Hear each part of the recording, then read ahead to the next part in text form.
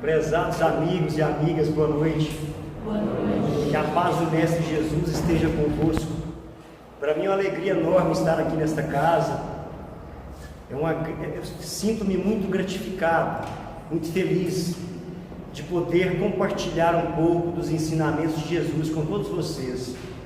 Que Deus nos inspire, nos fortaleça, para que possamos a cada dia que passa colocarmos com mais força em nossos corações, em nossos sentimentos, os ensinamentos do Mestre.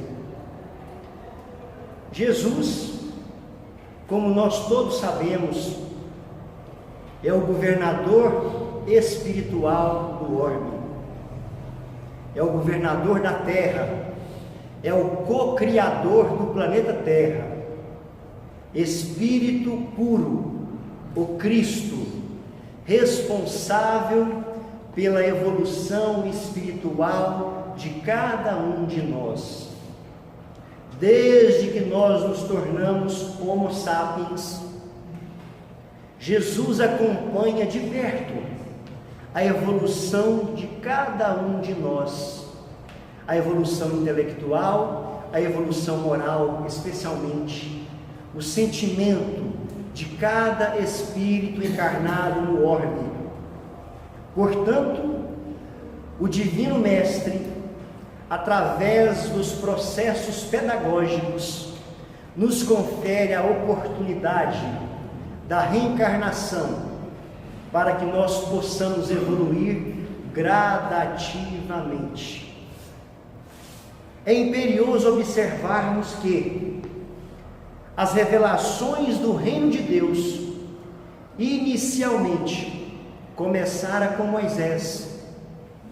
Os povos à época, os espíritos à época ainda primitivos, com o sentimento, com o senso moral pouco evoluídos, precisava de Moisés para que, tendo a origem das suas leis baseadas em Deus, viesse exortar e ensinar os povos da época, aqueles hebreus que estavam ainda escravizados pelos povos egípcios, aqueles povos ainda embrutecidos, que reconhecia em Deus ainda um Deus vingativo, em que lhes causava temor. Por isso Moisés legislava, além de legislar para que pudesse estabelecer a lei civil e conseguir governar aqueles povos embrutecidos, ele também, do Monte Sinai, estabelecera, inspirado, o Decálogo, os 10 mandamentos, que seriam as leis morais para reger os povos da época, e assim preparar o terreno para que a segunda revelação chegasse, para que pudesse preparar o terreno em que o Messias pudesse encarnar e trazer a segunda revelação. Portanto, existem inumeráveis precursores do Cristo que vieram trazendo a mensagem de que haveria a hora da chegada de um Messias, aquele Messias, o Cristo, que restauraria, que mudaria e que daria cumprimento à lei de Deus. Isaías, Elias, Malaquias e tantos outros profetas, como Sócrates também, que nunca escrevera nada, mas Platão escrevia, notava o que Sócrates dizia, pregando a vida após a morte, ensinando a vida após a morte, ensinando que haveria uma justiça perfeita. Então são todos estes profetas que vêm dar a preparação do terreno fértil para chegar ao Messias. E então, quando os espíritos estão já um pouco preparados com a maturidade do senso moral evoluída, chega a hora da vinda do Mestre Nazareno. E ele escolhe uma manjedoura humilde, um estábulo para que pudesse nascer, demonstrando a humildade, a tranquilidade, a serenidade,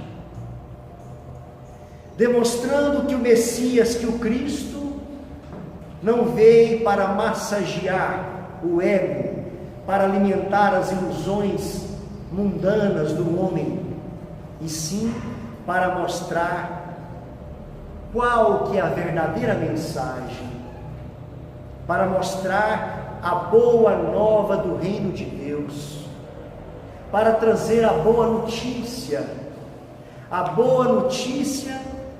que vem de Deus, a boa notícia que é boa notícia tanto na Terra quanto em todos os planetas do universo, que era amai-vos uns aos outros, amar a Deus sobre todas as coisas e o próximo como a ti mesmo.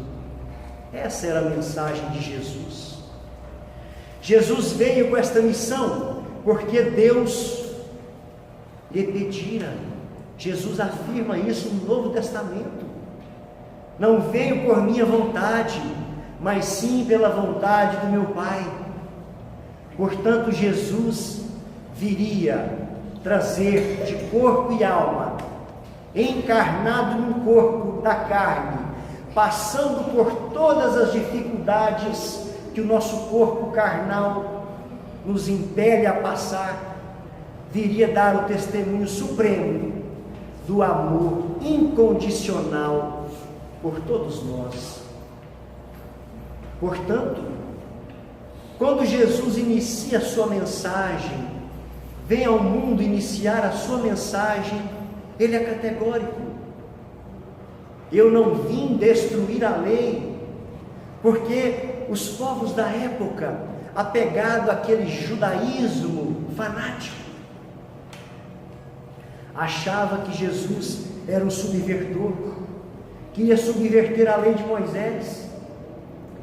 E Jesus é categórico ao afirmar: eu não vim destruir a lei, eu vim simplesmente dar cumprimento. Os povos já estavam amadurecidos para receber a mensagem do Mestre, não por completo. A mensagem não seria dada por completo, porque era necessário ainda que passassem-se séculos para que os povos pudessem amadurecer mais ainda, a ponto de receber na sua pureza, na sua integralidade, a mensagem de Jesus. Por isso é que Jesus prometera o Consolador prometido. Por isso é que Jesus prometera que vos enviaria, que nos enviaria o Consolador prometido, para que pudesse restabelecer tudo e relembrar-nos da sua mensagem. Depois de 1800 anos em que Jesus passara pela terra, viera o Espiritismo, a terceira revelação, não pela voz de um homem, mas pela voz de inumeráveis espíritos que por todo o globo manifestavam comunicações, demonstrando claramente, sem alegorias, sem parábolas, o que Jesus queria nos mostrar, o que Jesus queria nos dizer, retirando o véu e nos mostrando claramente que há vida após a morte, que há uma lei justa, bondosa, por um Pai, aplicada por um Pai soberanamente justo, bom, misericordioso, onipotente, onipresente, que vela e que cuida dos destinos de cada um de nós, através da sua misericórdia infinita, conduzindo a nossa evolução. com tolerância, com paciência, respeitando o nosso livre-arbítrio, demonstrando que todos nós somos espíritos imortais e que todos nós estamos num processo evolutivo, passando pelas dificuldades para que possamos burilar o nosso interior, nos mostrando causas justas para as aflições de hoje. Porque se as causas de nossas aflições não são de hoje, dessa reencarnação, são de outras reencarnações. E assim estamos tendo a oportunidade de expiar, de burilar, de evoluir. Mas a mensagem era preciso que Jesus a trouxesse em sua segunda revelação, para que o Espiritismo posteriormente viesse. Tudo no devido momento, tudo no seu devido tempo, de maneira que Jesus aguarda a maturidade do senso moral, para que nós consigamos absorver da melhor maneira possível os seus ensinamentos, sem embargo de que ainda hoje inúmeras religiões distorcem, desviam a verdadeira mensagem do Evangelho do Mestre, porque se atribui a rituais, a exploração da fé, ao culto ao bezerro de ouro, a Deus dos favores, desviando toda a mensagem de Jesus. Não raras vezes, os religiosos, assim como os sacerdotes da época do Cristo, vende aos fiéis um Deus de favores, um Deus do favoritismo. Faça isso que você terá sucesso na sua empresa. Faça isso, doe isso que você restaurará sua família. E não é assim. Não é dessa forma. Os processos pedagógicos de Jesus não funcionam dessa maneira. Porque onde tem que ser trabalhado é no interior, é na intimidade. E o Espiritismo nos mostra, nos revela que nós precisamos passar pelos processos de dor, pelos processos aflitivos, para que possamos nos curar. Porque somente a dor para nos curar, para nos amadurecer.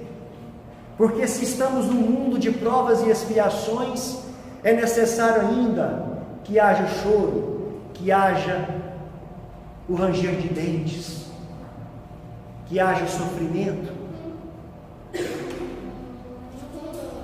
E o Deus de favor não tem nada a ver com a mensagem plena de Jesus.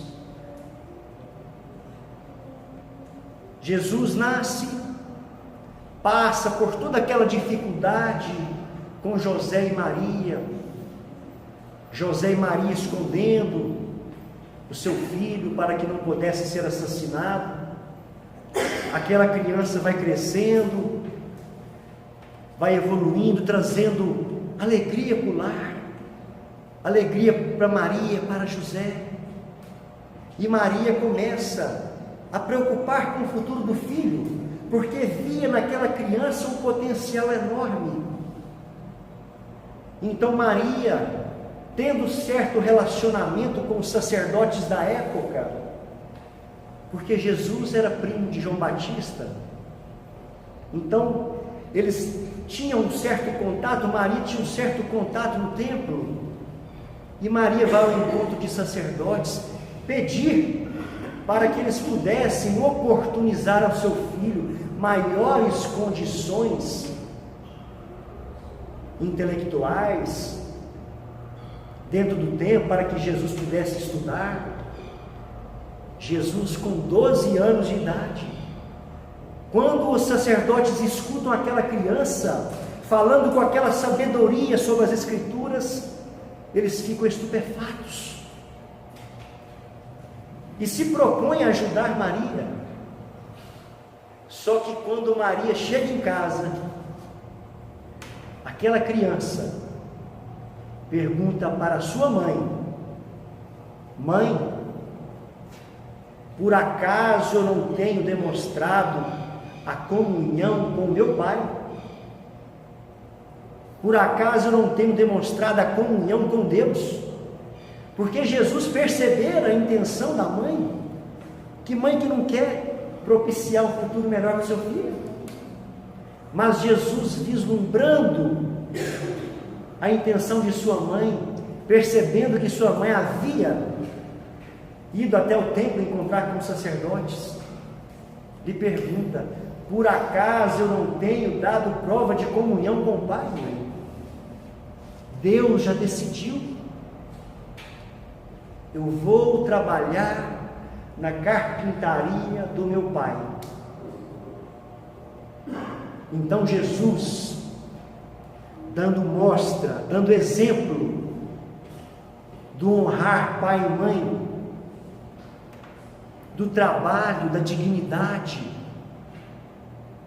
dando mostra que era preciso trabalhar, vai para a carpintaria do pai, trabalha dos 12 aos 30 anos com o seu pai, trazendo alegria ao lar, consolo para a mãe, consolo para o pai, dando exemplo da dignidade, do amor ao trabalho, do amor à família, da dedicação para a família, da gratidão para com o seu pai, para com a sua mãe,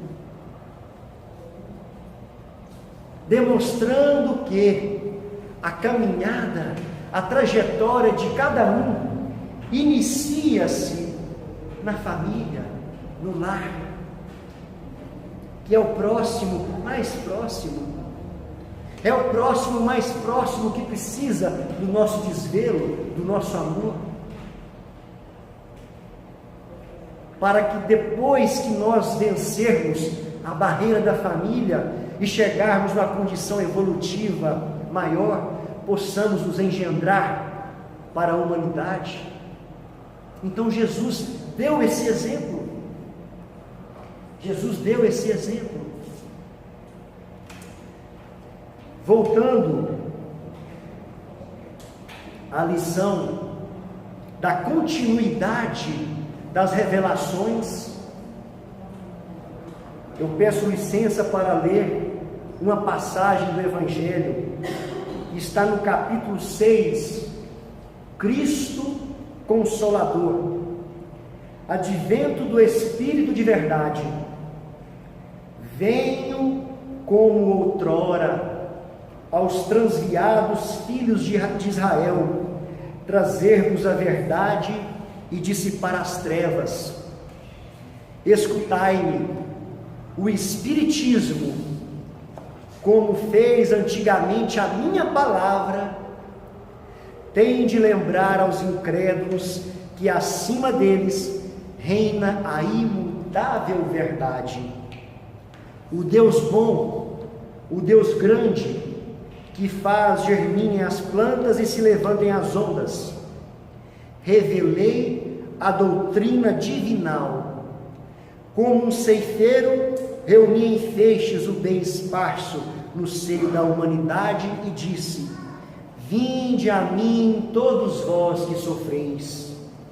Mas, ingratos, os homens afastaram-se do caminho reto e largo que conduz ao reino de meu Pai e enveredaram pelas ásperas sendas da impiedade. Meu Pai não quer aniquilar a raça humana, quer que, ajudando-vos uns aos outros, mortos e vivos, isto é, mortos segundo a carne, porquanto não existe a morte, vos socorrais mutuamente, e que se faça ouvir não mais a voz dos profetas e dos apóstolos, mas a dos que já não vivem na terra, a clamar: orai e crede, pois que a morte e a ressurreição sendo a vida a prova buscada, e durante a qual as virtudes que houverdes cultivado crescerão e se desenvolverão como cedro. Era o Espírito de verdade dando esta mensagem em Paris no ano de 1860. E quem é o Espírito de verdade? Quem é o Espírito de verdade? Jesus. Então Jesus vem dizer a nós que os homens, que os rituais, que o fanatismo, que o egoísmo, que a vaidade, que o orgulho distorceu todo o Evangelho, todas as suas palavras, e após 1800 anos, Jesus pedindo ao Pai para que pudesse consolar novamente os corações, relembrando as suas palavras, mas de uma forma nua e crua, através de inumeráveis vozes, através de emissários celestes que compõem a pleiade do Cristo, que comunicava por vários médiuns, demonstrando a imortalidade da alma, a lei de causa e efeito, que todos nós somos espíritos imortais e estamos em processo evolutivo. Essa é a terceira revelação. É a terceira revelação que o Mestre, pedindo ao seu Pai, nos revelara, relembrando todas as suas palavras, todos os seus informes. Quando Jesus estava encarnado, Jesus fazia questão de estar com os doentes do espírito, e muitas vezes o Mestre era criticado por isso, porque o fanatismo, os preconceitos da época não permitiam contato com as meretrizes, com os cobradores de impostos, com os políticos, com os ricos exploradores. Mas Jesus dizia: eu vim para os doentes, eu vim para os corações aflitos, para aqueles que choram, para aqueles que sofrem, para aqueles que estão cometendo pecado, porque quem deve ser combatido não é o pecador, mas sim o pecado. Certa vez, o imperador Tibério, o imperador César, pede a Públio Lentulus, o senador romano, que é o espírito de Emmanuel, descrever quem era o mestre nazareno. E então, Públio Lentulus, nessa carta, descreve quem era Jesus, como era o mestre nazareno. O governador da Judéia, Públio Lentulus, ao César romano: soube, ó, desejavas informações acerca desse homem virtuoso que se chama Jesus, que o povo considera um profeta, e seus discípulos o Filho de Deus, Criador do céu e da terra. Com efeito, César, todos os dias se ouvem contar dele coisas maravilhosas. Numa palavra, ele ressuscita os mortos, ele cura os enfermos. É um homem de estatura regular, em cuja fisionomia se reflete tal doçura, tal dignidade, que a gente se sente obrigado a amá-lo ou a temê-lo ao mesmo tempo. A sua cabeleira tem até as orelhas, a cor das nozes maduras, e daí aos ombros tinge-se de um louro claro e brilhante, divide-se em risca ao meio a moda nazarena. a sua barba da mesma cor da cabeleira e encaracolada, não longa e também repartida ao meio. Os seus olhos severos têm o brilho de um raio de sol. Ninguém o pode olhar em face. Quando ele acusa ou verbena, inspira o temor, mas logo todos se põem a chorar. Até nos rigores é afável e benévolo. Diz-se que nunca ninguém o viu rir, mas muitas vezes foi visto chorando. Muitas vezes foi visto chorando. As suas mãos são belas como os seus braços. Toda gente acha sua conversação agradável e sedutora. Não é visto a miúde em público, e quando aparece, apresenta-se modestissimamente vestido. Seu porte é muito distinto, é belo. A sua mãe, aliás, é a mais bela das mulheres que já se viu neste país. Se o queres conhecer, ó César, como uma vez já me escreveste, repete a tua ordem, e eu te o mandarei. Se bem que nunca houvesse estudado, esse homem conhece todas as ciências. Anda descalço e de cabeça descoberta. Muitos riem quando ao longe o enxergam. Desde que, porém, se encontra face a face com ele, tremem e admiram-no.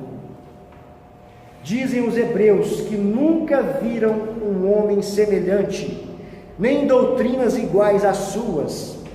Muitos creem que ele seja Deus, outros afirmam que és teu inimigo, ó César.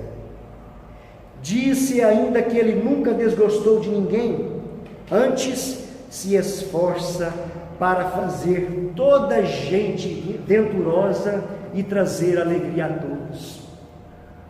Essa era a descrição do mestre. Públio Lentulus relata, faz um retrato de como era o divino Nazareno, o Messias, aquele que veio com a incumbência de trazer a palavra, de trazer o verbo, mas acima de tudo, nos trazer a exemplificação viva, porque muitos trouxeram o verbo, muitos falaram, mas aquele que em sua plenitude exemplificou como ninguém foi Jesus. Foi o Messias, o governador do orbe, que está no leme dessa nau, conduzindo o nosso planeta, conduzindo a evolução de cada um de nós. Portanto, para que temer? Por isso já dizia o Messias: não vos turbe o vosso coração. Creia em mim, creia em Deus. A minha paz vos deixo, a minha paz vos dou, mas não dou a paz do mundo, porque o mundo não pode dar esta paz que vos dou. A paz do dever bem cumprido, a paz do dever bem cumprido.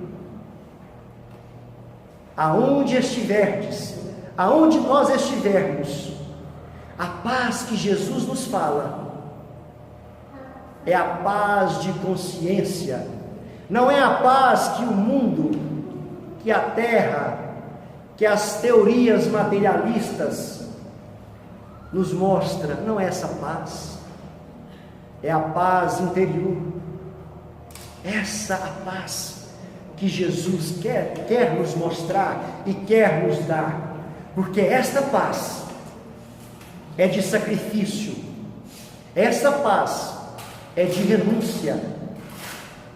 Por isso Jesus já dizia: quem quiser ter uma vida plena, no reino dos céus, perdê-la aqui.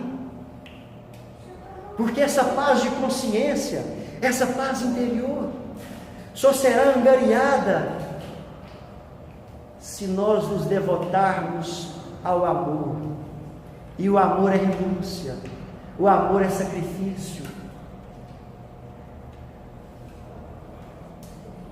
é renunciar em prol do próximo, em prol da família. Essa é a paz de consciência que Jesus estava se referindo. Basta olhar o que aconteceu com os cristãos à época, os discípulos. Qual foi o final dos discípulos? O sofrimento de Paulo, o sofrimento de Simão Pedro, a dor de Maria de Magdala. Esta é a paz que Jesus se referia. E Jesus, quando finaliza a sua preparação no lar, utilizando-se da carpintaria e iniciando a sua missão na peregrinação para ensinar e nos trazer a boa notícia, nos primeiros dias do ano 30, Jesus vai para o deserto encontrar com seu primo João Batista, o precursor que anunciava que o Messias estava chegando. E é como se Jesus fosse até João Batista agradecê-lo, agradecer todo o empenho que ele havia feito para preparar o terreno para a chegada do Messias. E então Jesus passa em jejum com João Batista no deserto. Muito obrigado, Senhor. Obrigado, viu?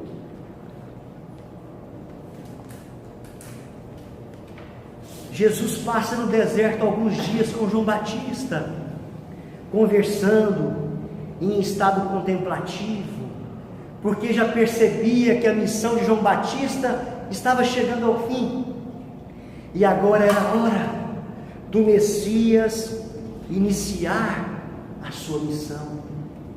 Jesus despede do seu primo, despede de João Batista, passa pelo deserto, vai para Jericó, descansa alguns dias, depois vai para Jerusalém,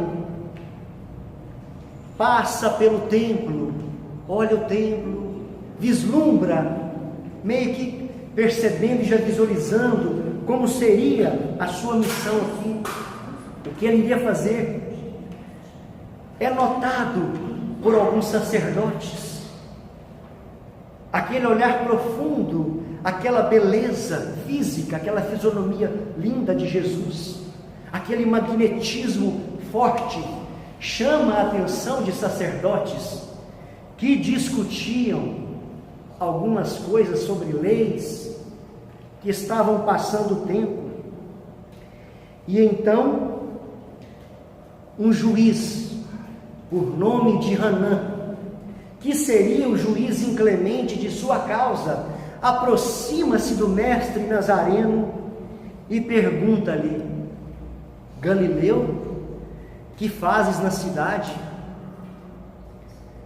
Passo por Jerusalém, buscando a fundação do reino de Deus, exclamou Cristo com modesta nobreza. Reino de Deus? Tomou o sacerdote com acentuada ironia. E que pensas tu que venha a ser isso? Esse reino é a obra divina no coração dos homens, esclareceu Jesus com grande serenidade. Obra divina em tuas mãos? Revidou Hanã com uma gargalhada de desprezo, e continuando as suas observações irônicas, perguntou: com que contas para levar avante essa difícil empresa? Quais são os seus seguidores e companheiros? Por acaso terás conquistado o apoio de algum príncipe desconhecido e ilustre para auxiliar-te na execução de teus planos? Meus companheiros hão de chegar de todos os lugares, respondeu o mestre com humildade. Sim, observou Hanã, os ignorantes e os tolos estão em toda parte na terra. Certamente que esse representará o material de tua edificação. Entretanto, propões a te realizar uma obra divina e já viste alguma estátua perfeita modelada em fragmentos de lama? O sacerdote com energia serena. Nenhum mármore existe mais puro e mais formoso do que o do sentimento, e nenhum cinzel é superior ao da boa vontade. Impressionado com as respostas firmes e inteligentes, o famoso juiz ainda interrogou: por acaso os conhece Roma ou Atenas? Conheço o amor e a verdade, disse Jesus convictamente. Tem ciências dos códigos da corte provincial e das leis do templo? Inquiriu Hanã inquieto. Sei qual é a vontade de meu Pai que estás nos céus, respondeu o mestre brandamente. O sacerdote o contemplou irritado, dirigindo-lhe um sorriso de profundo desprezo, demandou a torre Antônia, em atitude de orgulhosa superioridade, foi embora. Jesus, naquela mansidão, naquela serenidade, contemplou toda a cidade, visualizando, e começou a percorrer alguns caminhos, como se estivesse à procura de companheiros, que seriam aqueles que fundariam, que ajudariam o mestre na fundação do reino de Deus na terra. E então Jesus chega às margens do rio Tiberíades, procurando alguns pescadores alegres que estavam arrumando as suas redes, cantando alegremente. E então Jesus diz: Simão e André, filhos de Jonas, venho da parte de Deus e vos convido a trabalhar pela instituição do seu reino na terra. André lembrou-se já de tê-lo visto nas cercanias de Betsaida e do que lhe já haviam dito a seu respeito, enquanto que Simão, embora agradavelmente surpreendido, o contemplava enleado, mas quase a um só tempo, dando expansão a seus temperamentos acolhedores e sinceros, exclamaram respeitosamente: sede bem-vindo, Senhor. Jesus então lhes falou docemente do Evangelho, com um olhar incendiado de júbilos divinos. Estando muitos outros companheiros do lago a observar de longe os três, André, manifestando a sua tocante ingenuidade, exclamou comovido: um rei? Mas em Cafarnaum existem tão poucas casas. E Pedro obtemperou, como se a boa vontade devesse suprir todas as deficiências, disse: o lago é muito grande e há várias aldeias circundando estas águas. O reino poderá abrangê-las todas.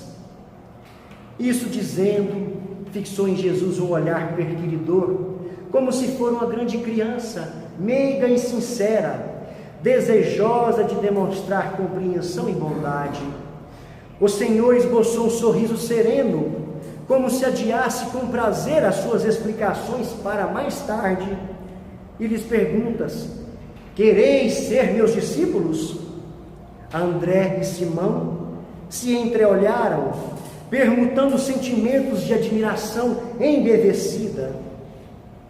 Senhor, seguiremos teus passos. Jesus os abraçou com imensa ternura, e como os demais companheiros se mostrassem admirados e trocassem entre si ditérios ridicularizadores, o mestre, acompanhado de ambos e de grande grupo de curiosos, se encaminhou para o centro de Cafarnaum, onde se erguia a intendência de Antipas, e lá encontra com Levi, o cobrador de impostos, o chama-lhe, e Levi, meio que tocado, meio que na sua intimidade, lembrava daquelas palavras, lembrava daquela voz, como se fora do mundo espiritual, já adere à empreitada da edificação do reino de Deus.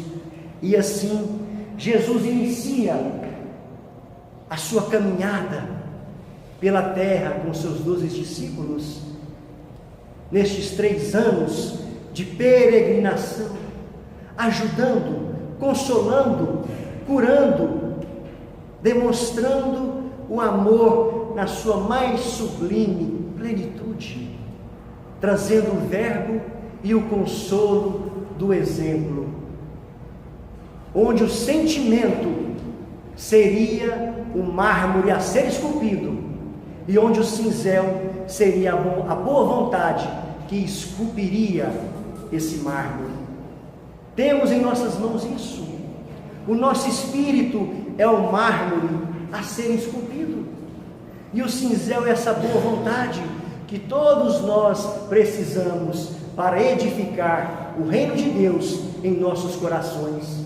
É difícil, bem sabemos, mas tenhamos a fé, a coragem e, acima de tudo, a boa vontade, para que possamos nos transformar a cada dia um pouco mais na prática do bem, do amor e da caridade.